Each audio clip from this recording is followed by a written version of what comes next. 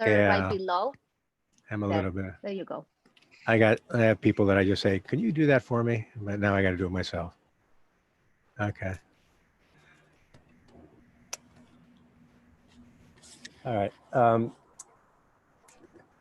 Wow, my bio. I was born and raised in Los Angeles. The house that I'm sitting in right now is basically a half a mile from the house I was born into. And I've never moved more than 2 miles from that same house that I grew up in. And which is pretty fortunate that I live in Silver Lake, because it's probably one of the most diverse places. It's always been probably the most diverse place in Los Angeles, with all the movie studios all started in this area. It's been an area that's attracted a wide range of people, diverse in interests, diverse in work. Multiplicity of genders has always been here. It's always been, everything that I've experienced living in this area my entire life, eventually I learned was a concept when I went to college. Multiculturalism was a concept, for instance. So anyways, the work over the years has varied quite a bit, intentionally. I did do a thesis, and my thesis, well, one of the things there's a book that I've been reading. I read a lot of E.O. Wilson, the biologist, but one of the books that I'm interested in now, which looks at the arc of history, but from the standpoint of all of the knowledge that's been produced both in the arts, the sciences, and the humanities. And I've always thought that that was pretty much the curriculum for architecture. One of the problems that we've presented ourselves with in education is generally, which I think SCI-Arc has really been the antidote to that, is majoring in something that basically, like any algorithm, it focuses you on a path down to a point.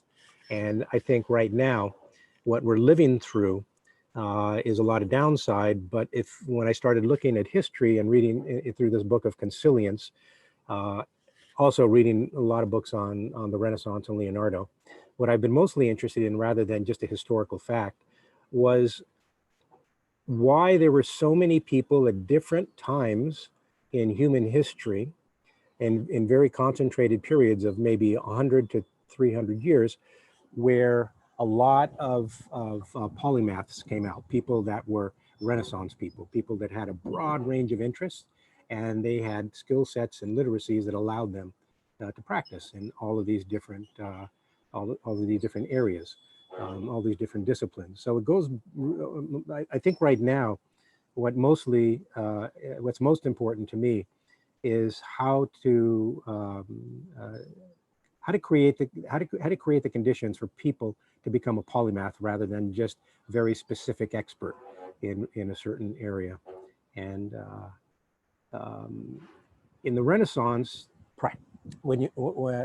this isn't going to be a tight history, but Renaissance had people, let's say, like Leonardo and Michelangelo, and a number of others that were working as both artists, architects, engineers, theater designers, across the board.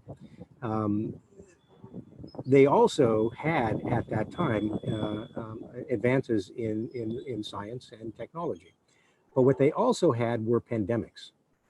Pandemics, basically wars and revolutions, have basically made us have to figure out how to reboot. When you look at how many pandemics there have been, about every 10 years somewhere on the planet, there's an epidemic going on. And now, because of our ability to not only communicate digitally, but fly all over the world as quickly as we can, the germ spread. What do we do about that? We're not going to solve, I don't think it's an architectural problem per se, but I think in order to survive in the future, to survive right now, but I think we're going to be surfing this radical disruption for an entire generation. It's going to be at least 30 years. And if we don't make it through, it's going to be the end of our species. So how do we develop, how do we engender the aspiration to leap across disciplinary silos? And I think SCI-Arc has really done that a lot, especially recently, with using the word architectural thinking. I happen to use the word architectural mind, which I think all of us can apply it to lots of different places. So I'll get to my thesis in a second, but my thesis forced me to look at the future of learning and the future of work. For those of you that don't know, I was in the first graduating class at SCI-Arc in 1972, 73. The one thing that fascinates me is that we have to learn in ways that prepares us for jobs that don't exist yet. How do we do that? Renaissance, Enlightenment, and I think the 21st century is consilience, which is unity of knowledge. And I don't think it's just wishful thinking on my part. I think we're not going to survive unless we're able to integrate all of these different, basically knowledge domains and practice areas. Okay, so I think we have to become, and I think architects are naturally polymaths. And I think the architectural mind can easily leap across silos when we want to. And so when I define the architectural mind, this is it right here, which I think the biggest factor in all of this is improvisation. How to be both, how to work improvisationally, how to work cooperatively, how to remain optimistic, and then how to fuel your interests and increase your knowledge through curiosity. The one thing that's really critical, I think, what I'm seeing a lot of problems with our species right now, our biggest blind spots are our inability to accept and tolerate difference is one of those, and the other one is basically confirmation bias, where instead of doing the research and let life reveal its mysteries to you, you basically come to a conclusion and then you go about to prove it.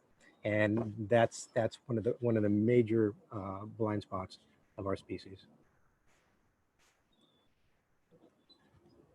I think at SCI-Arc, although architecture is all of these things, I think at SCI-Arc it's really seen as a platform for doing many things. And when you look at the thesis work the students are doing and where they've ended up over the years since I don't know, 50 years, a lot of things other than just making buildings.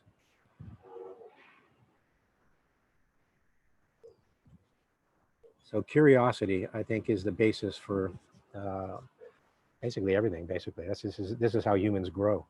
And then when we get in proximity to others, we transfer that knowledge. I learned from my son that this was the first question that he asked over and over and over again, which it forced me to have to constantly read and do research in order to not run out of answers, which was pretty great, actually. So I see myself, when anybody says, "What are you?" I say, "I'm a teacher." And when I say teacher, it's not just somebody who's in a classroom. I see it as someone who has to have patience, has to be open-minded, and has to listen in order to learn what the interests are of whomever you're speaking to, but in this case, it's students, and then enter their world. And then with the experience that I have, my objective is to recontextualize their world. And then whatever I learn, which is a lot from being around my colleagues and working with students, it finds its way back into the practice.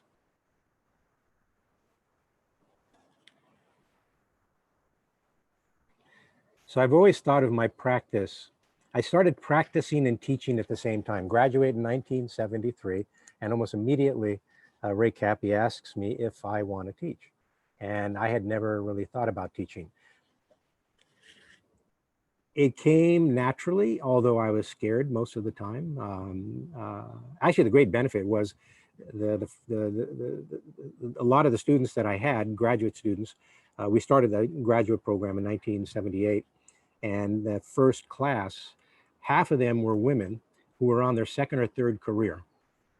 Many of them were mothers. My son was born the first year I started teaching. I taught architecture, they taught me how to parent, which I think was a pretty great trade. So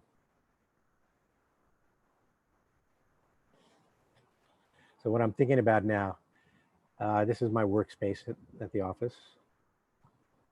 Pencils and pens and paper and lots of books. So confusion, curiosity, and creativity. when I started I didn't know what I wanted my thesis to be. What I was most confused about was what SCI-Arc was supposed to be. None of us knew what alternative education was. And it was a very complicated place, even in the early days, because there weren't any rules, there was very little structure, and we were always negotiating just about everything. I started to wonder, what is alternative education? So I basically went on a constant reading and studying of histories and theories and practices of education. That's without knowing that that was really preparing me to eventually one day to run the school, but definitely to teach. But one of the things that I learned was what I was most confused about, which was the nature of education. I decided that I wanted to enter that confusion and work my way out until I understood what it was, what was confusing me, and then ultimately make a project out of that. And I still do that. So I'm attracted to doing things that are for the first time and that I know I don't know so much about, even though I've got a fair amount of experience. Um, I like to be off balance when I'm working. And currently there's a number of projects that I have that are project types that I know about, but what I'm being asked to do is a bit unusual. Thesis. It was basically designing SCI-Arc, but I didn't call it SCI-Arc. I called it an education research complex on a 250-acre site that SCI-Arc owned. And it was basically looking at change. How does change occur moment to moment and over time? And then degrees of change, types of change, and frequency of change. And then how do you design an architecture that can change? The inspiration for this were two people. In education was Ivan Illich, who was writing about schools without walls, and of course Jean Prouvé, whom was one of my early heroes. Okay, a project that I wanted to push myself on was the house. I wanted to experiment doing things that no one would ask you to do. So I decided to do a building, tear down half of my house and rebuild it without any construction drawings and without any models, just working from sketch to construction. What I was really trying to do, I was wondering if it was possible to compress the time in between the moment of conception and the moment of inhabiting a building. So I was working very directly with a carpenter and his helpers for 5 years on the house. And basically that's a construction drawing right there. So there was definitely rules. The rules had to do with geometries. It had to do with the numerical system, which were practical, sometimes symbolic. And it had to do with deciding that there was no eraser and that I couldn't change anything that I decided was a mistake. And I had to work on my mistakes until they looked intentional. And it turned out in the end that all of the mistakes that ultimately became intentional, the few people that I let over to the house gravitated towards that and wondered how I came up with it. And I basically told them the story. Anyways, that's the inside. This was a big surprise. Working on a house for a man in New Jersey, and we were talking a lot about he reconstituted very large corporations. He had a system for doing it that was very successful. And then we would draw diagrams. I would draw diagrams that he would talk, and they were basically they were complexity diagrams. They look like what the internet drawings look like now. I asked him if we could do a house based on these drawings, and he said, that's fine. He says, but only if you can answer this question, yes. Is it possible for architecture to be strange to my eyes and familiar to my body? And of course I said yes. And we went on from there.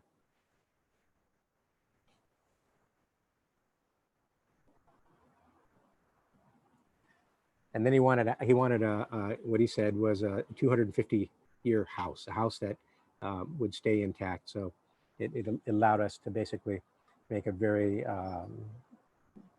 pretty fine building.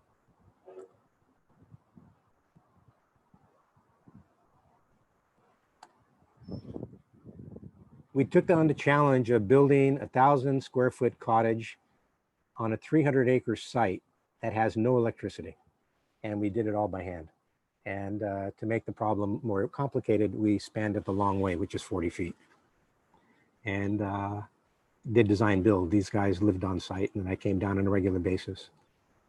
It was, so many of the projects are basically one of a kind, the ones that would challenge me right to the point of possible failure and then not wanting to fail, of course. All right.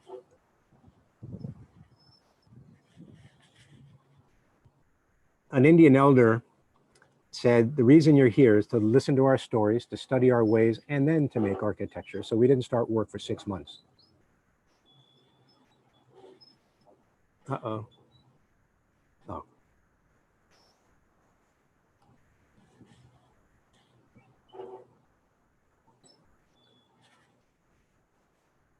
Okay, I think that's the end of the. Don't leave the meeting. I won't leave the meeting, but they're not going forward. They're not going forward. Oh, well, no, don't leave the meeting. I was going to join in again. Oh wow, it did it by itself. Yeah. One of the things that I see as a gift is many of the clients that I've had have become my teachers, and not just in a euphemistic way. They've actually had, I had to learn because my prior experiences, I couldn't recall any of my prior experiences and recombine them in order to come up with solutions. In this case, I had no knowledge of their system of astronomy and astrology, which is used as a GPS, both for navigation, spiritually and geographically on their territory, which went from, this is for the Lakota, went from Canada all the way down to northern Oklahoma. And so they taught us how to read the sky, how to bring that sky down to the earth, and then how to basically generate work from that. No, again. Oh, that's the way to do it. All right. So this was the first sketch working with Medicine Man and us to determine the site. And then trying to figure out ways of taking their most important symbols and find an architectural equivalent. This inverted cone basically is what comes down from the sky. There's an implied inverted cone that comes up from the bottom, and right at the center is basically where the sperm and the egg hit, which is basically the first cell produced in the body that they believe in their creation stories, in the middle of the heart. So they wanted to use both the landscape and the buildings in order to teach their stories. They wanted to be able to tell stories. So the stories had to do with the fourfold way. It had to do with the cardinal directions and the meaning of the cardinal directions, but it also had to do with making a building that would allow them to reenact their rituals on the summer and winter solstice by having sunrise and sunset pass through the building, through the center of the building. And that's what that is. And then I work with performance artists to do whatever they need. This is a fellow that I work with quite a bit, Hirokazu Kosaka, Japanese American Cultural Center. He's also a Zen Buddhist priest, but his parents let him become a performance artist if he goes back to the monastery 6 times a year. But anyways, this was working with a dancer called Oguri, a musician named Ron Yuval, and then Hirokazu in the plaza at the Getty. 400 spools a string, 100 each in each mouth of 4 dancers. Takes them 45 minutes to go from where they are down to the end. It was,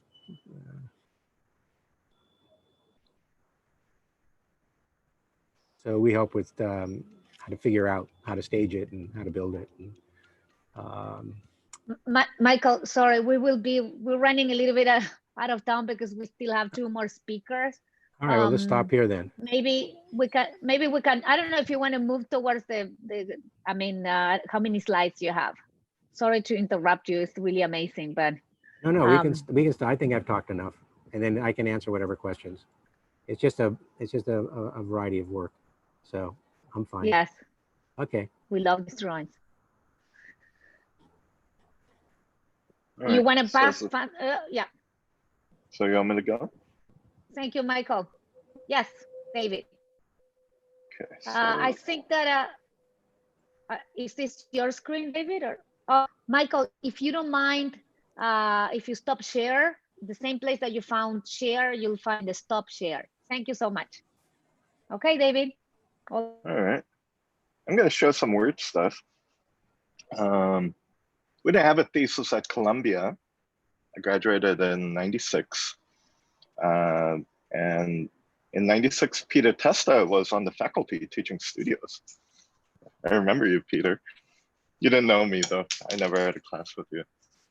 Anyway, the final studio was with Evan Douglas, who is at RPI as dean now. And I pretty much ignored the entire studio brief. It was my last studio, so I wanted to do what I wanted to do. Evan was nice enough to just let me do it. I was a terrible student in that way. I was one of those annoying people that would never do what the teacher asked. Because I'm still a little bit like that. Anyway, I was interested in it's I guess a bunch of unrelated things, but one, I was interested in decay. Two, I was interested in cartography. And three, I was interested in technology. I think subsequently since then, that's pretty much all I've been thinking about. I still don't have a complete handle on the interrelationship of these things. I guess it's contemplative in some ways within these three areas. I guess there have been projects, and I could tell you exactly what each project is and what the thesis is, but why these three areas of interest have been on my mind for so long, that I can't really tell you so well. I have some speculation. Maybe you could help me with it after I'm done. But my background in undergrad was in philosophy and mathematics. I was actually classmates with Graham Harman in the weird little 500-person school, and we went through the same program. So architecture came a little bit late for me, and I entered into architecture not as a turning away from philosophy, but as a continuation of it. And that's been hard to explain to people over the years. But for me, like what I got interested in after 4 years of studying philosophy and math, it very naturally led me into architecture. So anyway, what you see on the screen here is a red bell pepper that I carefully cored and unrolled because I was interested in doing some cartography on it. So I cut it into some sections. I stitched it up to lay it flat. Why I stitched it like Frankenstein, that's a whole nother story I won't get into. But mostly I wanted to lay it flat so I could carefully document how this piece of vegetable flesh would decay and then draw it. So that's after 2 weeks. And here's my ink on Mylar drawings. In retrospect, I think even though I had all kinds of bullshit that I was saying when I presented it, in the end, I was interested in the figures. I was interested in figuration and the shapes and producing a field of figures in this kind of process of decay. I was also looking at Noli maps, and it had a kind of funny relationship to figure ground drawings I was very interested in. Yeah. And then I was doing something in parallel to this, looking at Randall's Island, New York, where I was drawing it in the same way, looking for figures in the decay. So this is, I guess, related to the cartography I was interested in. Then towards the end, it's pretty unresolved project. I think ultimately I was more interested in the drawings than in what the drawings were drawings of. Just how to draw, I think was more what the project was about. And then there was, in the final 3 weeks, with that, in a purely intuitive way, I started going to the engineering library, and I started checking out books with drawings of machines in it. And I took out books of machines from different time periods. And let me show you 2 of them. So like there was one drawing I produced through drawing, I guess you could call it collage. This is based on 19th century machines. And so I did it kind of intuitively. It's mostly tracing and early Photoshop, like, I don't know, like version 2 of Photoshop. But at the time, there was, I guess, a general, moving away from collage because people had bad memories of Colin Rowe, I guess, and Pomo. So I didn't get much support for this because I guess if you were collaging, you're horribly nostalgic or just anti-progressive, but I didn't care. I wanted to do it anyway. But I guess what turned out to be important, and I didn't realize this until recently, only 4 years ago, it's not really collage, because what I was trying to do was to seamlessly blend the pictorial logic of machine parts into a new whole. So it was important for me that it became coherent. So I didn't want it to look like a cut up with cut marks and tape marks and so on. And you're kind of looking upon like something that's obviously been overlaid and compromised and cut up. So I wasn't interested in any of those kinds of negative critiques. I was interested in just trying to assemble in a drawing technique a new machine. The one I like better, or the ones I like better, was when I started focusing on turbine engine parts. They're far more fluid. There was a lot of discussion about continuity and fluidity, but that wasn't so much my interest. I was more interested in the eroticization of the form. I was interested in how the curvilinearity led to readings of anthropomorphism, and parts of it looked like body parts. It seemed to have disposition and posture and character. But again, I was interested in having it come together as a new thing. And this one was my favorite. And after this was done, it just kind of sat in my drawer for a very long time. I mean, this kind of thing is relatively straightforward to do now, but at the time, I was going through some fairly convoluted processes of cutting it up, like printing it, scanning it. Well, not scanning it, but photographing it, and then scanning the photographs, cutting them up, printing them out, and then cutting them, and then laying them on a board, and then drawing on top of it to make it look like they started coming together, and then photographing again, scanning. So it was like a really involved process just to make it look real, as real as possible. Anyway, and that just kind of then sat in my drawer for probably like 20 years, and I would just keep looking at it, and I didn't quite know like what this was all about.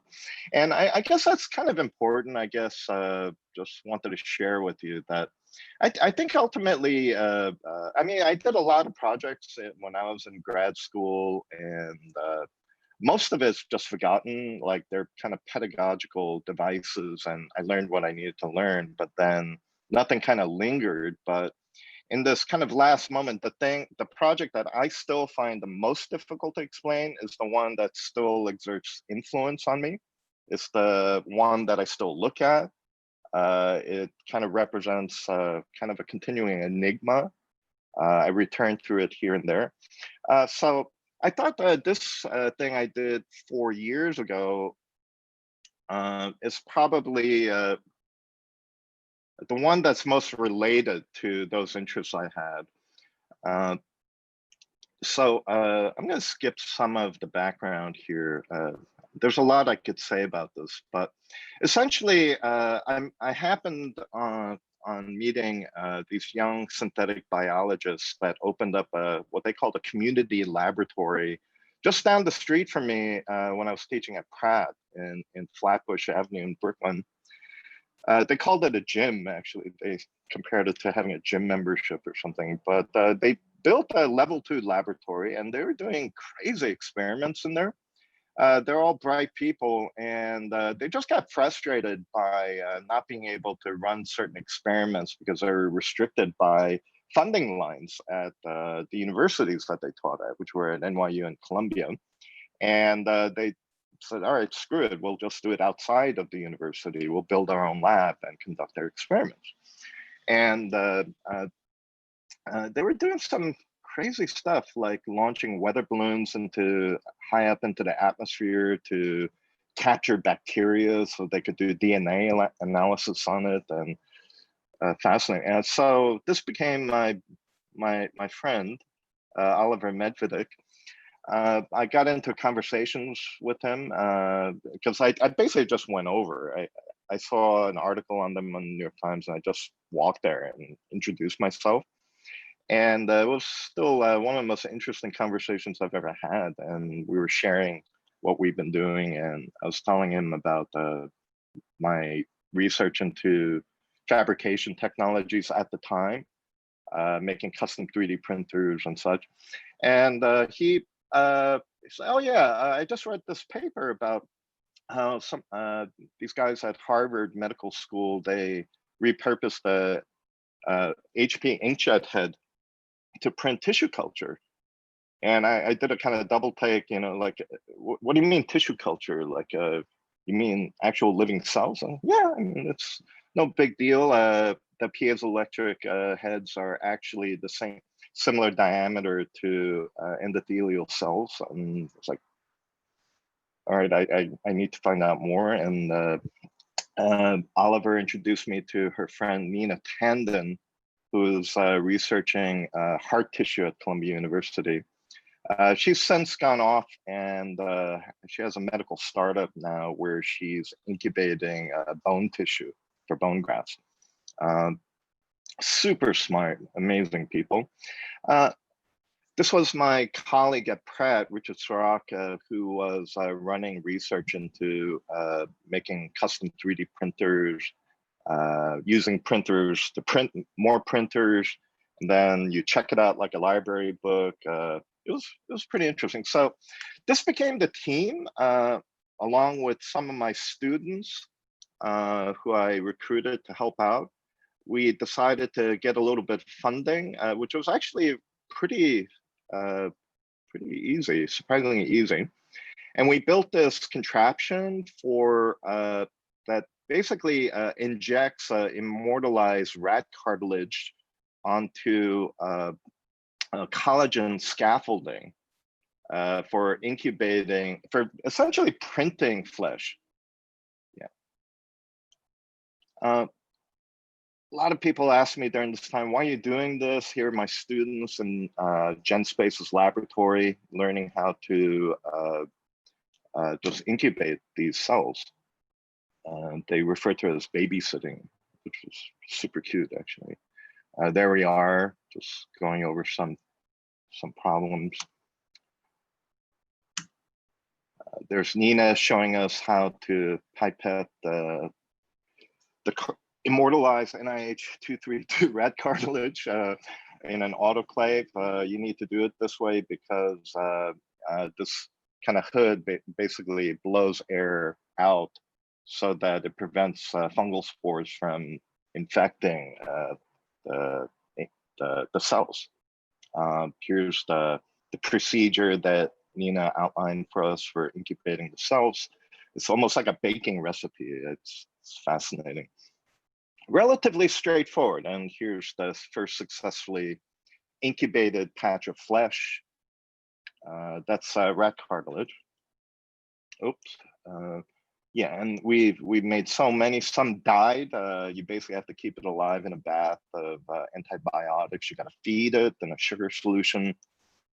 And then what we injected into it was phosphorescent cells that are, I guess, it's a kind of staining device that's used in medical applications, but it's kind of weird. It's genetically engineered DNA traits from phosphorescent jellyfish, but under black light, it's almost has like this weird RGB logic where you can actually get different colors and so on. Yeah. Yeah, they monogrammed my initials into one of them. And then we started working on injecting it not into collagen, but into hydrogels. And then it kind of ended.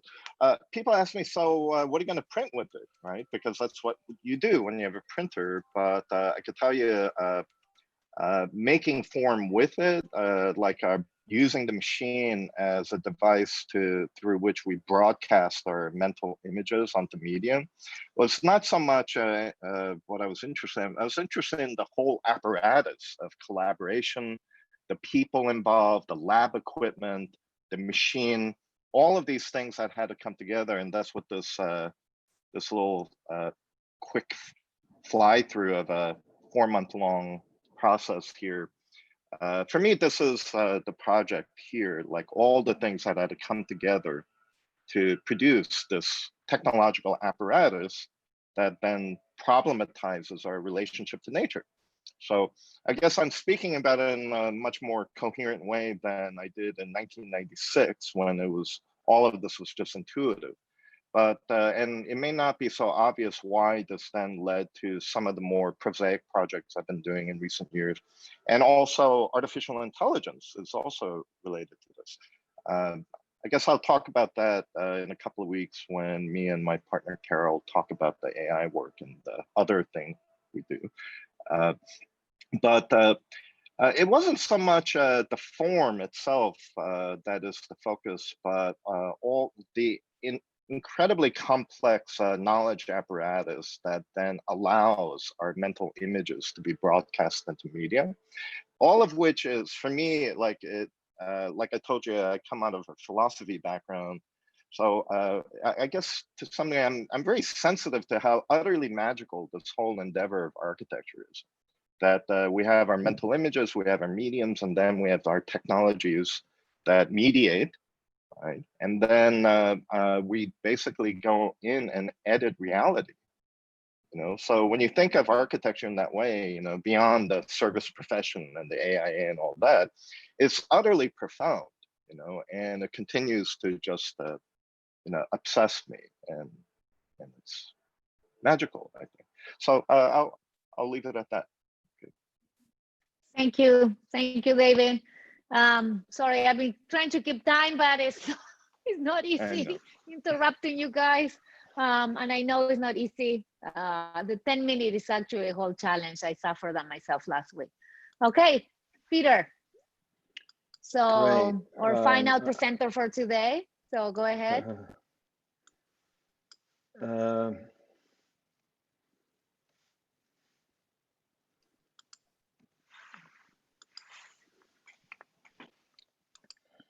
Do you see my screen?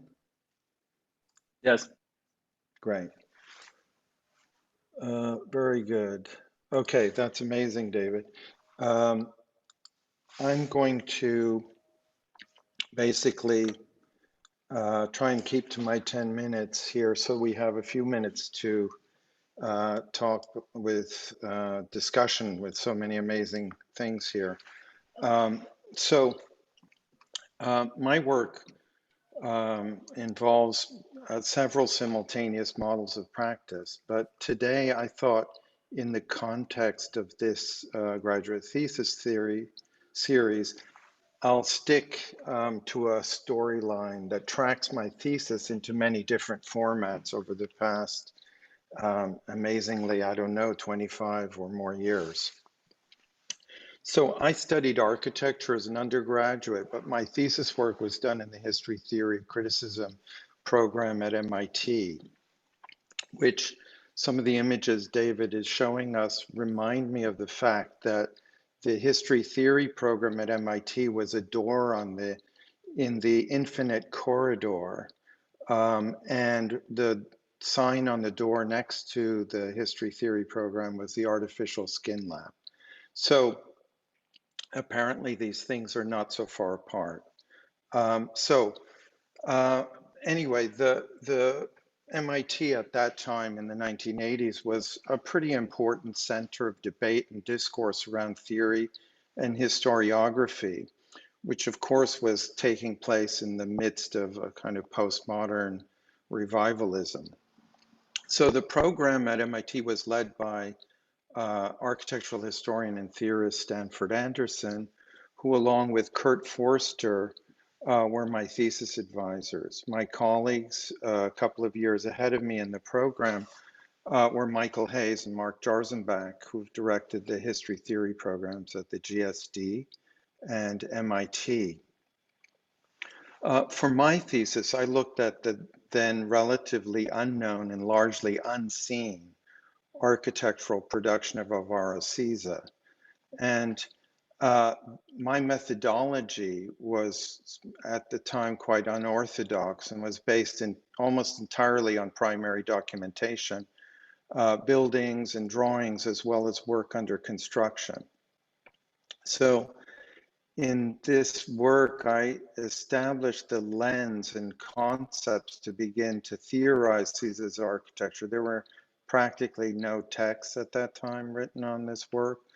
And this established a framework for future theorists and historians to engage and discuss his production. So this work was published by MIT the year it was completed and was influential to a generation of young architects like Michael Maltzan, Mark Lee, and others looking for an alternative narrative to postmodernism and deconstruction. So my thesis has been translated into, I think, something like 4 languages. It remains all these years later a primary reference on Siza. So I've dropped in some links into the chat on to the thesis and other work related. Chapters are also published in a number of journals. Probably the most relevant essay to my practice today is a piece called Unity of the Discontinuous that appeared in Assemblage 2. This essay theorized what we might now think of as a non-correlationist position, where architectural objects are both autonomous and part of an urban continuity. So on completing my thesis, I was commissioned by Kathy Halbrecht at the MIT List Gallery to curate a show on Siza's work. While waiting for grants to fund this project, I managed to come out to LA and interview at Frank Gehry's office in Venice, not far from where I'm sitting right now, actually. And I was about to start work on the Psych Institute, a multi-building complex at Yale, when grants came through for the MIT installation. So travel plans changed and I moved to Porto to work with Siza as well as design and curate the exhibition back in Cambridge. This show I curated at the List was the first exhibition on Siza in the US. A second exhibition followed at Harvard a couple years later. The exhibition posters on the left and the catalog on the right, these things are available online. Now, the geometry of the installation at MIT was both aligned and misaligned with the gallery space. And in this axon drawing, you can see the courtyard, the idea of a courtyard that was drawn from Siza's Carlos Ramos Pavilion that I'll speak about in a moment. So here, this was calibrated such that when the viewer entered the gallery, the space appeared totally blank. Architectural drawings were mounted on the inside surface of this installation and sketches on the outside, and no work actually hung on the walls of the List.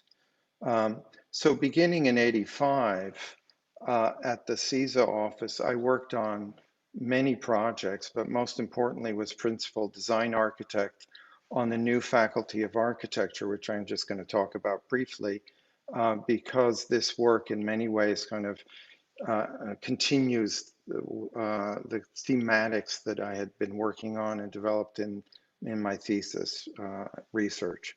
So the first phase of this project was an experimental pavilion that now serves first-year students.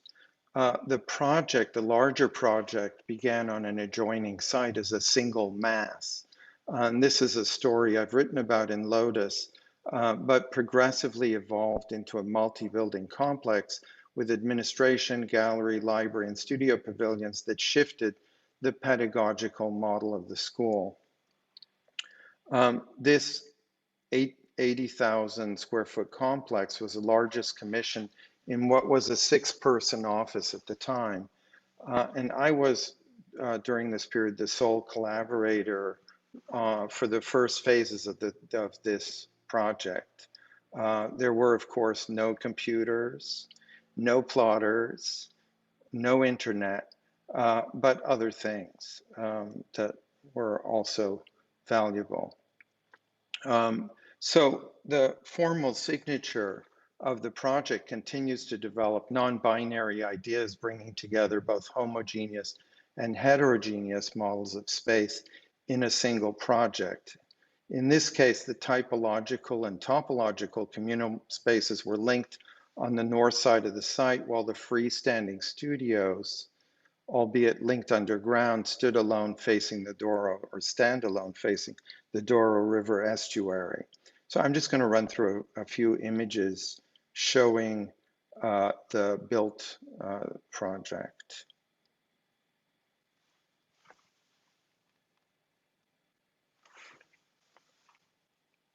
So when I returned to the States, I started teaching, first at the GSD and later at Columbia in New York, where I established a practice. And over the years, I was commissioned for many publications and catalogs, including a comprehensive study on the Faculty of Architecture project. And here is a few of these publications, including the go-to pocket reference of the time, the Studio by Studio paperback. So I've continued to collaborate with CISA on joint ventures in Europe and the US. And here in this image, we're working together on the Art Center from around 2002. So strange loops happen, of course, in a career. And here Gary now invited CISA to collaborate on a master plan for the Hillside campus in Pasadena. So in this image, in the foreground, you can see Gary's glass library on the left and Craig Elwood's existing building on the right, and our multi-building complex that included a graduate research center, studios, and state-of-the-art robotics facilities. This was a really fantastic collaboration that remains, unfortunately, unbuilt. Last year, I was commissioned by the Canadian Centre for Architecture in Montreal to curate what is now a newly acquired CISA archive for online exhibition. So the CCA includes amazing archives, as you all know, and now includes a huge number, a vast collection of drawings from CISA, who uses drawing in a really complex way that challenges assumptions about line, surface, and volume. So the CCA collection includes more than 300 of his sketchbooks. So as part of this curatorial project, I wrote an essay in which now I reread CISA's sketchbooks through the lens of my practice today with Devin Weiser and our work that focuses on re-seeing syntax and the line. So I'm speaking here a lot about a collaboration with CISA today. This is something I've never done before, actually, because I wanted to share how a thesis can be part of a career arc involving many different formats. In my case, writing, curating, building, and collaborating. So I'd like to conclude with a couple of recent projects in our office that pick up on many of the themes I've been discussing about architectural syntax. Using multiple simultaneous views, variable line weights, and a specific type of animated drawing, This series aims to re-see and rename the commons. Working with wholes rather than parts, our approach presupposes a multiplicity latent in every existing architectural object. So our new graphical user interface explores architecture much like, in a way, like the sketchbooks as a specific representational form. In the game board, or this idea of the game board, ways of seeing become syntactical, that each object now has its own view defined by a specific type of projection, viewport, and digital interface. So I know some of you have had fun playing with the game board and these techniques in vertical studios with Devin and myself, and are familiar with some of these strategies. So this graphical project sets out to not only interpret the architectural object in novel terms, but also fundamentally alter the principles of its production. This is a very short time frame, but I have to say it's been really fun putting this material together and starting to connect the dots between my thesis and practice. The thesis, I think, in all its manifestations, for me anyway, over the years, remains a touchstone for my practice. And some of these themes continue to animate our work, albeit by other means that include 5 years at MIT in the early aughts, teaching and running a research group in designing computation with the AI lab and the media lab and material science. So I'll save that story for another day, but I know Devin is going to be speaking next week, and maybe she will share some of these other aspects of our work at that time. So I think we've got like 2 minutes left, so I'll end here, and hopefully we can have a short conversation. Peter. Yeah. That was amazing. I see a lot of those CISA projects in many of these, so that's a wonderful. I was checking in. I don't see your links in the chat. If you don't mind reposting them. Sorry. Peter, okay. Maybe. I will. Sorry about that. Let me. No, maybe they went in a private channel or something like that. There but you if go. you can post them again. I just put them in.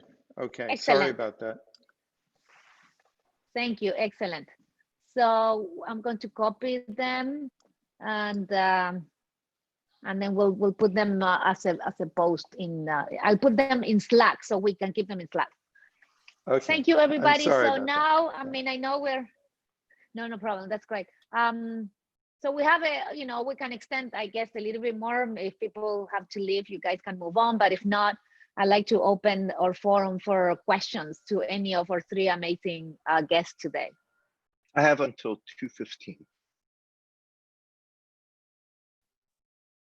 Excellent. Okay, you guys. So if any students or any of our other faculty have any questions for us, I'm going to be copying this on our.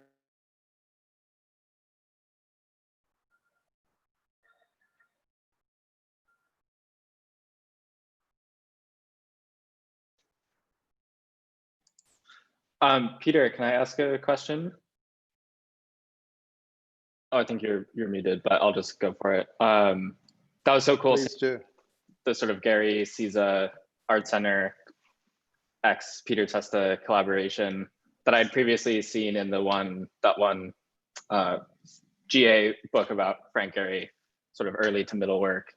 It's really interesting sort of seeing and going back to Porto and seeing sort of the character that those blocks, those sort of boxes have. Do you feel like your work on that and the sort of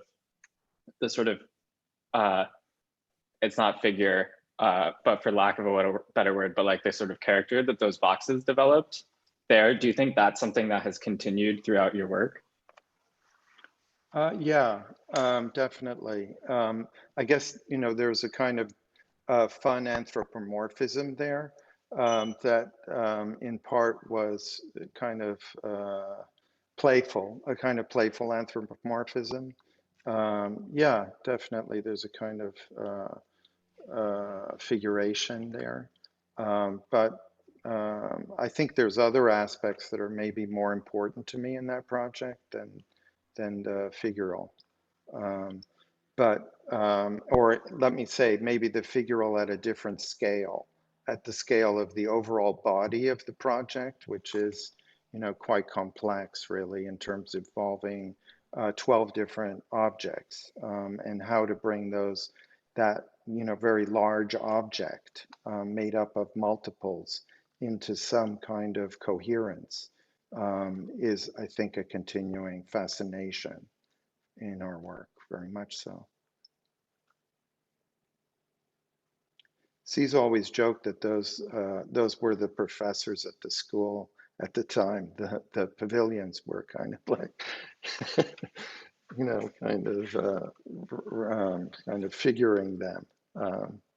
Because an architecture school, as Michael, I'm sure, can attest to, is a really complex project to engage because everybody's got ideas, right?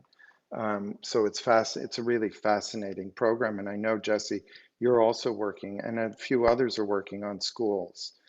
So I think it's a really fascinating project or program to engage because of, pedagogical questions and spatial issues and social, things really converge in that kind of a program.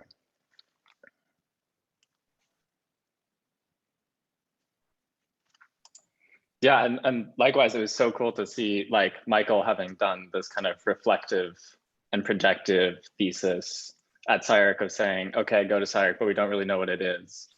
But we think it should be radically different. And like, what does that even look like? That was so interesting to kind of like be able to have that and sort of, have sort of both bookends of this sort of SCI-Arc project. It was really interesting. Thanks, Michael.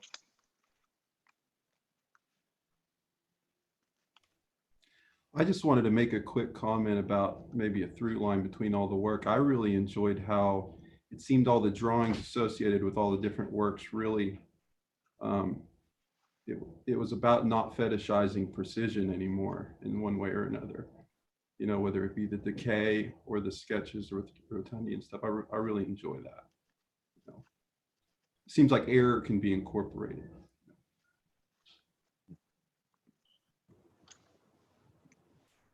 I mean, that bell pepper drawing was amazing. I love that. and then there was a trellis, like, and then the built work with Michael's stuff, and then dealing with household. The one thing that perhaps all of us have in common is patience. If you're not patient and you're not open, if your mind isn't open to seeing things like you would as a child, you tend to project your expectations onto whatever it is you're looking at, whether it be an object or it be a process. I think both David and Peter are both, for me, extraordinary examples of a polymath that follow their curiosity. But they're always looking for information to not just satisfy the curiosity, but to do something with it, so that you not only, instead of relying on precedent, I think there's a bit of a fear, but I think it's also maybe not fear, but angst of looking at putting yourself in a situation where you have to figure out what the problem is, and then define the problem, and then figure out what process do I take this through in order to stay true to whatever it is you're working with, keeping the integrity of not just the idea, but the integrity of whatever the matter is that you're working with, and not projecting yourself onto it as often as you possibly can. That was a bit of a problem for me and the generation that I grew up with, because, well, no, that's not true. Process, I think, is really what fascinates both David and but they have, going into any process, they have an expanded knowledge base to draw from to know when they see something, what they see something unique and know what to do next. Good fortune favors a prepared mind. In most scientific discovery is basically seems to be circumstantial, but it really isn't circumstantial, because everything that has been discovered and will be discovered has always existed. We just did not have the capacity, nor did we have the technological tools to see it. The niche that we're in has very limited sensing apparatus. What do? We basically invented all the technology that expands our reach. And I think by working with others, as David and Peter have done their whole life, I think that's a way of expanding your reach, you know? Also, I think there are many ways to be precise. And there are, the idea of precision, I think, for the most part, is like a problem of measurement. But if you think about what happens when you're measuring, like you need that ruler. And so you're conforming your observation to this intermediary device that is the ruler. You put it to that thing, and then precision has to do with how you're reading that intermediary device. But I think there are other ways to be precise too, like did I choose my words correctly, or am I thinking precisely? These things don't have a ruler, you know, because you don't have anything to compare it to, you know. So I think that type of precision, I think, is something that becomes more manifest over time, you know, experience. You find out ruler's not that important ultimately. It has very limited applications, I think.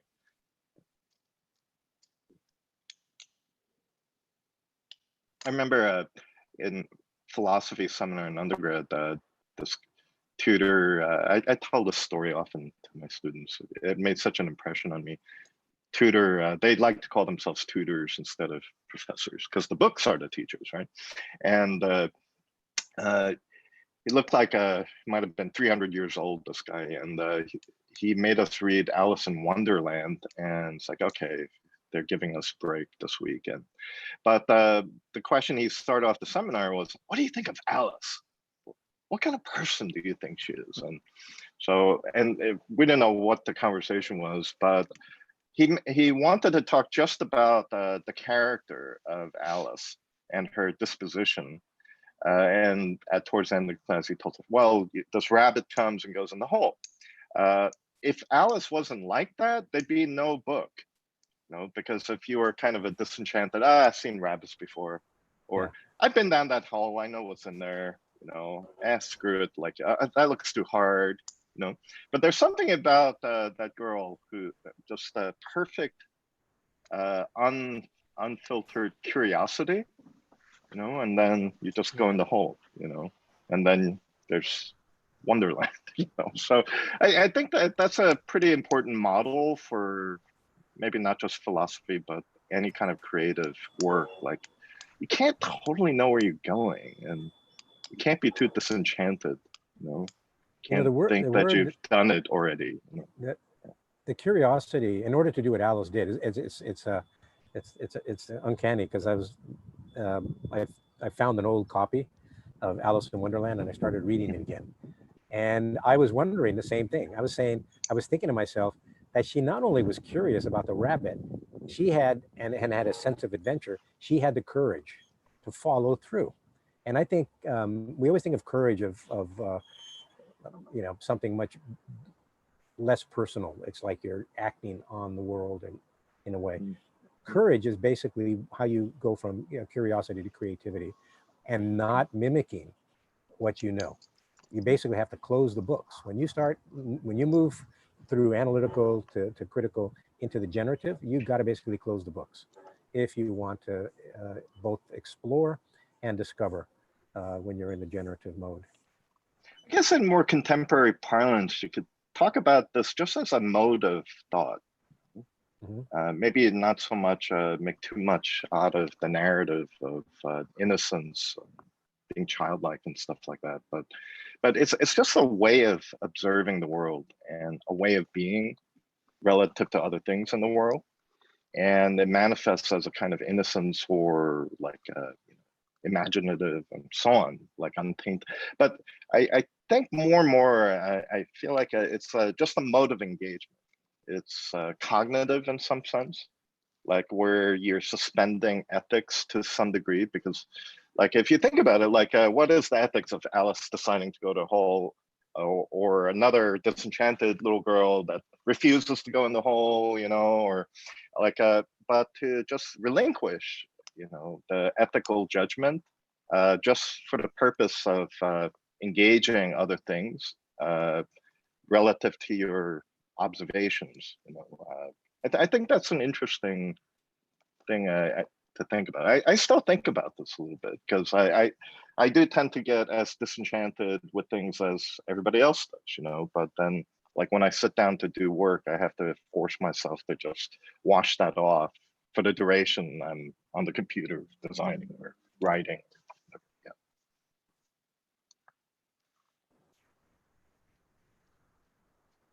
So I don't know if there's final question. I love what David said on his presentation, that he had his drawing in a drawer for 20 years. So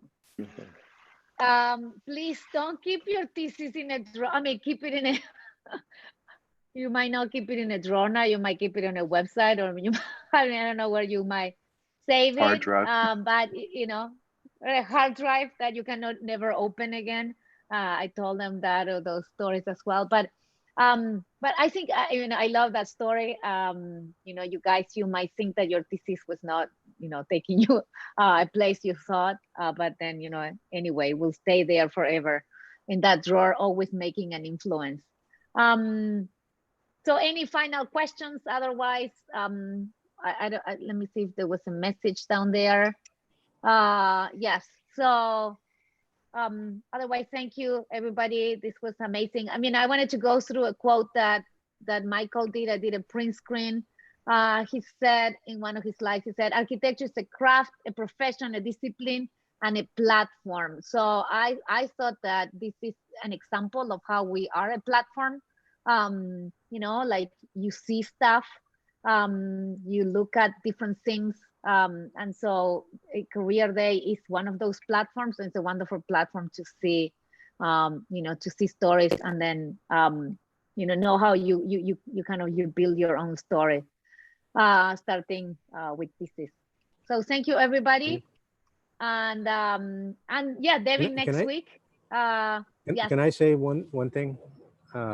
Yeah. Just for the students, because it's something that we're all going through. There's lots of reasons that we should be depressed right now, but the reason I went back and I looked at the radical shifts that occurred and what the upside of the downside was, we're in that period again. We are in a period like we were pre-Renaissance into the Renaissance, and the period of enlightenment was a very short window. Basically, it happened all within a 30-year period. But that was, anyways, I think right now everything is aligned for all of the students who graduate from a place like SCI-Arc that requires you to be open-minded, because you're doing many things for the first time. And then you got the mentoring and the tutoring to go along with that. But I think the future is really, really bright. This is a period where we level up, or we basically all go off planet as a species. And I think we got to go out in style, and going out in style is making decisions based in principle rather than convenience. And I think thesis is really an extraordinary process to be going through at this time, and having this the weight of human history on your mind, beside, as well as your work. So anyways, creative mode is where the world dissolves. Everything goes away as soon as you go into your creative mode. So stay in it as long as you can, and produce as much as you can, and you'll be better, and the world will be better for it. So anyways, and be safe. Thank you. Thank you, Michael. Peace out, Michael. Thank you, everybody. So, Peter, I put all your links onto Slack, so everybody can find it in general in Slack, so you can look at that. I also placed Jesse's link to the YouTube video about Porto there, so everybody can enjoy that afterwards. Awesome. Thank you so much. Thank you, everybody. Thank Hey, you, everyone. You're Thank you, welcome. guys. Thank you. Lovely. Thank you, everybody. Bye bye.